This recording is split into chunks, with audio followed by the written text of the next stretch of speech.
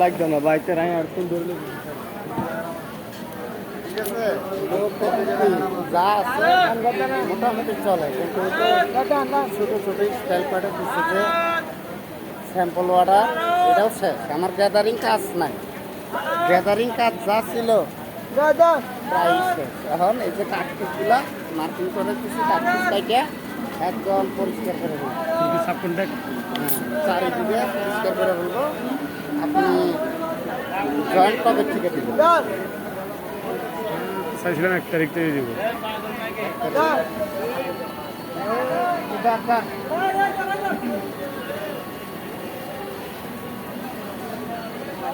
আমি চাকরি করি 4 বছর, আরো বেশি হবে, 4 বছর আরো বেশি হবে। নাহলে তো ভালো পেমেন্ট শুক্রবারও দিয়ে দেয় 10 তারিখে। 10 তারিখ হলে শুক্রবারে পেমেন্ট দিয়ে দেয়। এখানে লোক চাকরি ছাড়ে না।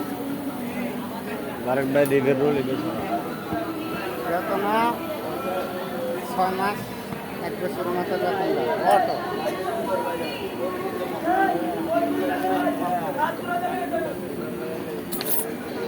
আসেন, আসলে চাকরি যখন নেবেন তখন আর এই যে গভর্নমেন্ট বায়াররা আপনারও তো আর কিছু করবে না। সমস্যা হলে আমারই বলবো বা ইনচার্জেরও বলবো। আপনার কাজ হলো খালি কি পরিচালনা করা, লেটা চলতেছে কিনা, না বসে আছে। বসে থাকলে তো লে নামবে না।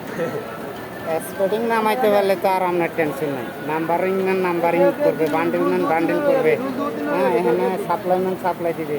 এগুলো নিয়ে অত টেনশন নেই।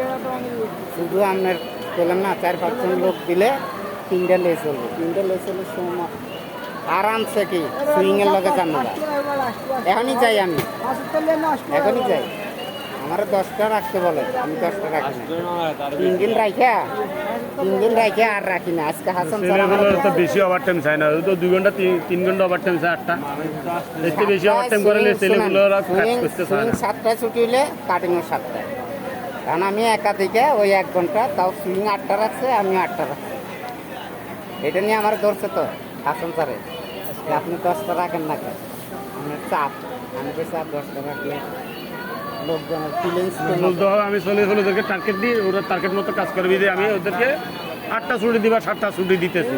কারণ আমি যদি আমার জবানটা ঠিক না রাখি তাহলে তো ওরা কাজটা এলোমেলো করবো। এই জন্য আমি ওদেরকে তাড়াতাড়ি ছুটি দিই। বান্ডেলের মিস্টেক 56 লগা 80 নাম্বারিং 56 লগা 80 ফন্টের বান্ডেলিং করে দেয় সিনেমাদের কে এটা রাত্রি আর নূর মোহাম্মদ করে বান্ডে। নূর মোহাম্মদ আছে না এখানে ছেলেটা, নূর মোহাম্মদ ওই ক্যাপ মাথায়।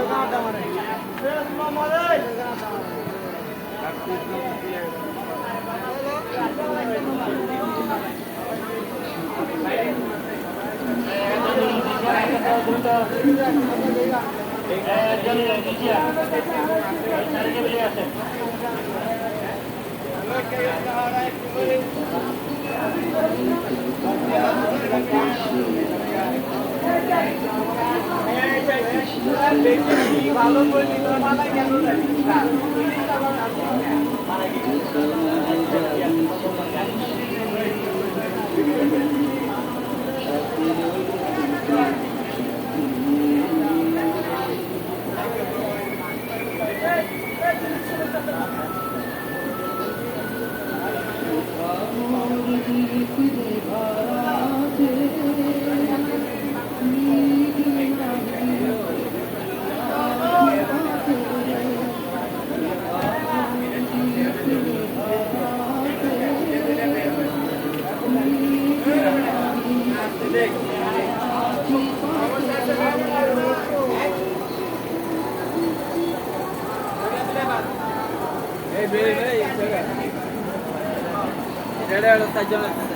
মানুষ দেশের 3 জন করে 4 জন করবে